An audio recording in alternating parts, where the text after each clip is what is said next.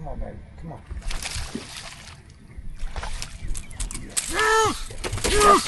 Yes! Hold up, Jack. Got it. How about that? Big fish on the Sabine River. Who would have known? But man, we had us a top 10 at the Sabine River this year. That is my third top 10 on the Sabine River in 6 tries. So made the cut every time, made the top 10 3 times.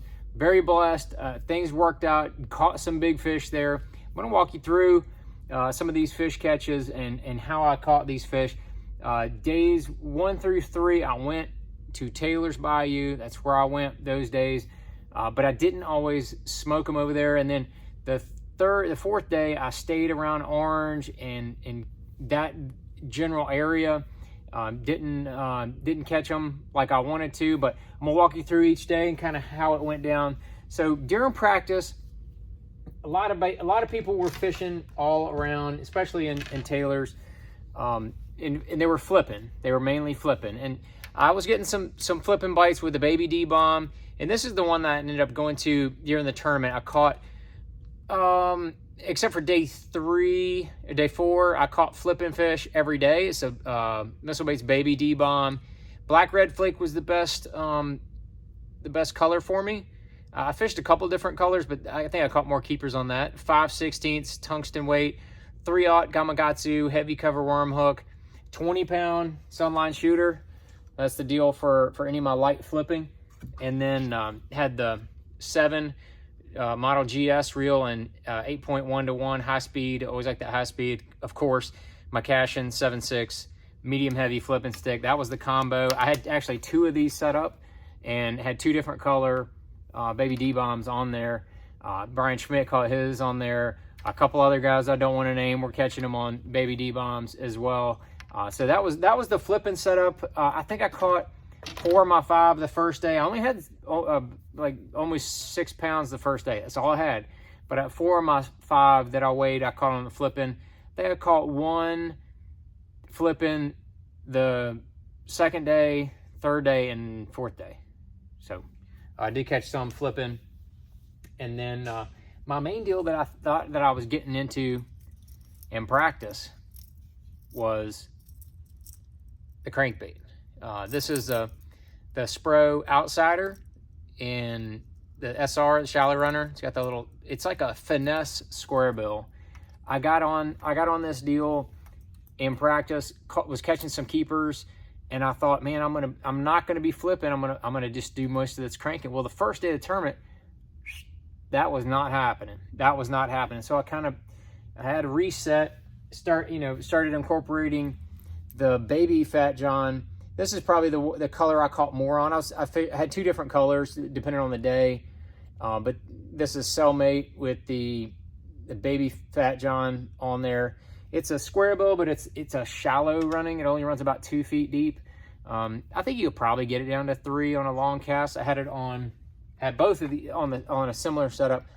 Had both of those crankbaits on Sunline Crank FC. This is the baddest shallow crankbait and deep crankbait line. It's got that plasma coating on it, so man, you can beat your crankbait on rocks and you're not going to get your line all scuffed up. It's really kind of amazing. Had both of those on Cashin crankbait rods. This was the Cashin Icon square bill, John Cruz square bill rod, and had both of them were this was the 7 GS model reel and the 7.3 to 1. And then on the other, this is also a Cashin crankbait rod, but yes, it looks different. This is a prototype of the square bill rod that we're going to be making for Spro. So we're just letting the cat out of the bag. Very soon you'll be able to get the Spro square bill Little John deep crank rod made by Cashin, made in the USA. Pretty cool, I think. Pretty cool. But this is on this one. I had the GF model reel. This is only a $120 reel.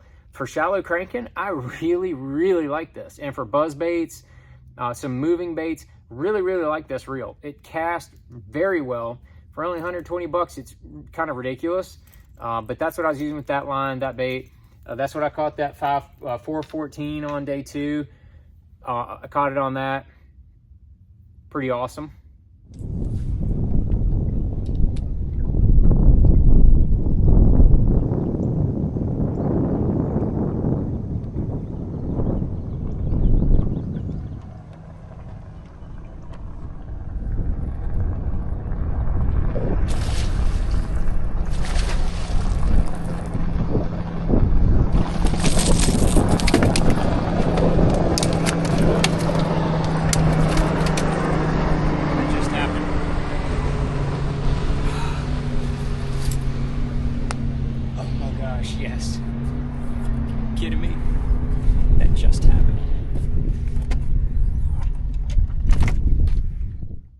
Pretty awesome. I don't know how else to explain that.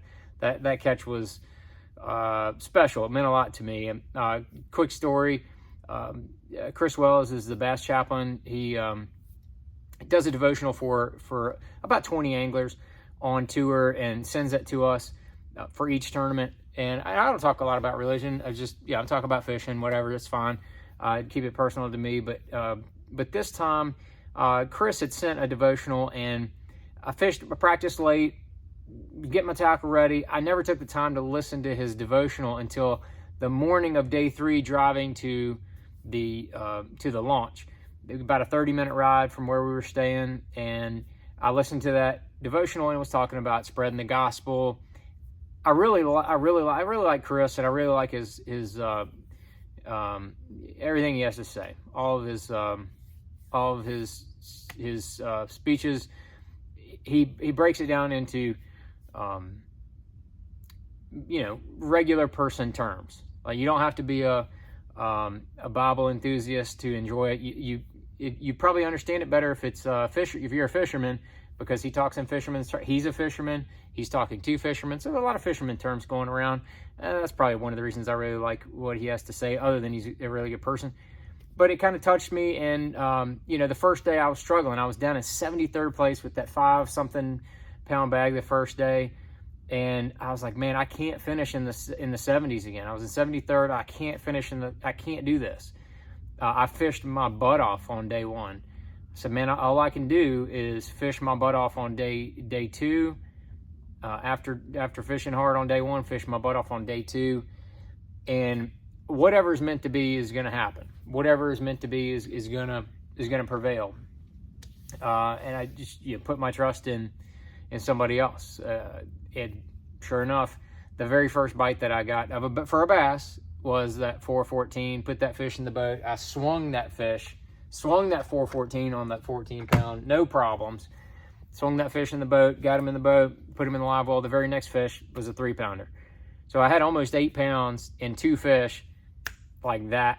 And it was, I got chills on both of those fish catches. I was like, man, somebody just blessed me. It was unbelievable to think on that river, as tough as the fishing is, to just get boom, boom, back to back like that. So I caught 12-9, biggest bag of the day, biggest bag of the tournament on day 2, jumped all the way up to 4th place, and was able to maintain in the top 10 for the next 2 days. The third day I struggled. I kind of showed you what I used most of the day, but I really didn't fish a drop shot much. I didn't finesse. I'm kind of mad at myself for not doing that a little bit more throughout the week and throughout the tournament. And then on day 4, I had a bunch of different rods because I was fishing new water. And towards the end of the day, I had fished this one stretch, and it had some cypress trees on it. Fished this one stretch a couple times, and sometimes with the tide, the fish will move around. But I had made some good casts under these trees, and so finally I picked up the drop shot, and this is exactly how it ended up. This the Missile Baits Magic Worm, just freshly unhooked from a fat 3-pounder that I threw on this tree right at the end of the day on day 4. Threw under this tree, lifted up, and well, let you watch it here.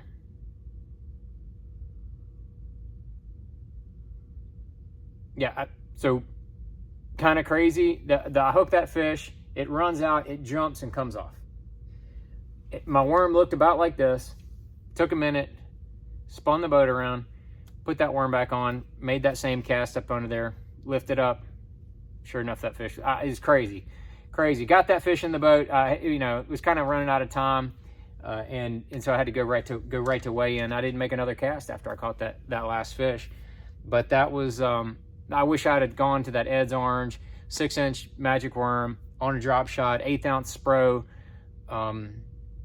drop shot sinker. I wish I'd have gone to that a little bit earlier, because I feel like I'd have definitely picked up 2 or 3 decent fish doing that. I don't know if I'd have won. Pat Schlapper won the tournament. Congratulations to Pat. Hats off to you, buddy. Great. Pat's a great guy. Very good fisherman. Very good shallow water fisherman. got a very funny, dry sense of humor. I really enjoy being around Pat. He's just a good dude, and you know, just a great attitude as well. So very happy for Pat. But I don't think I was 4 pounds behind Pat. He had 9 something, so I'd have needed 14 and some change. I just don't know if that was possible around any of the areas we were able to fish.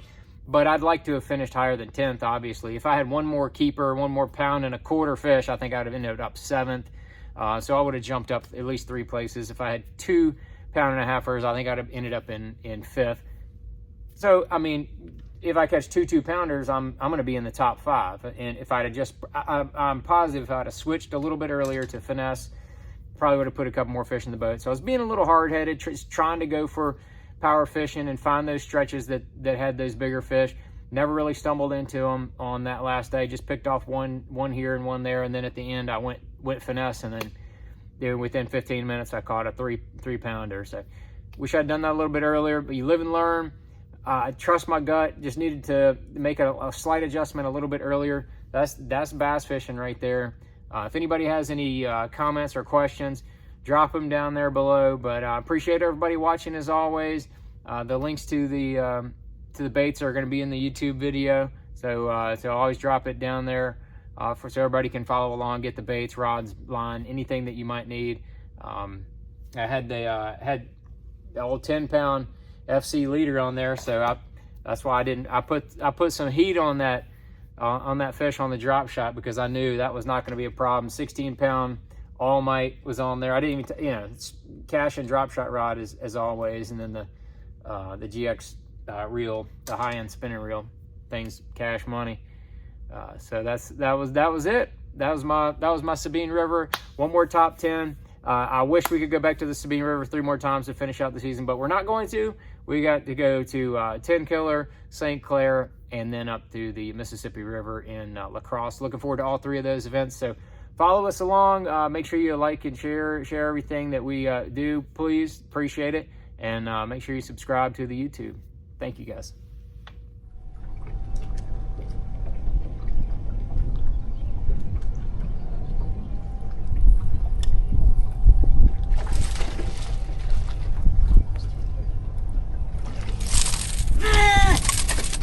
Let's go! Fucking let's go, baby. Let's go!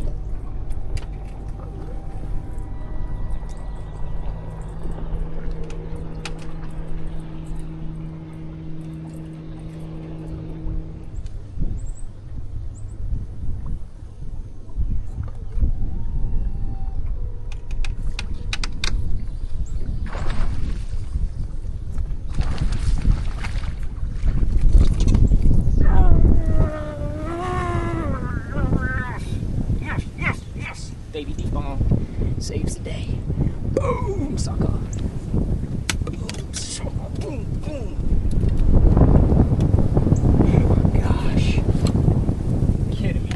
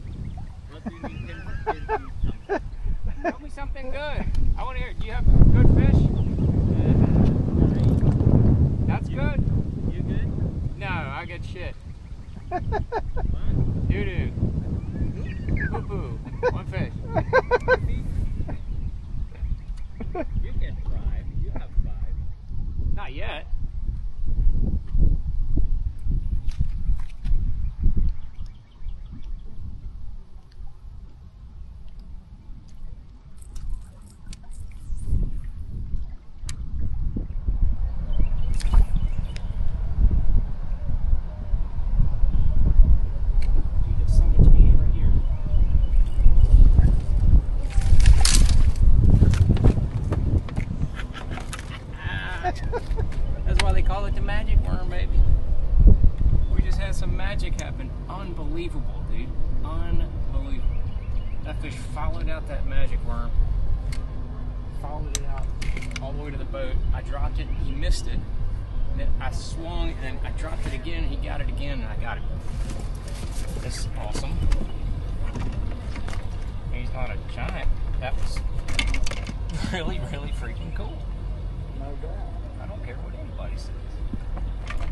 I'll weigh him just because I don't care.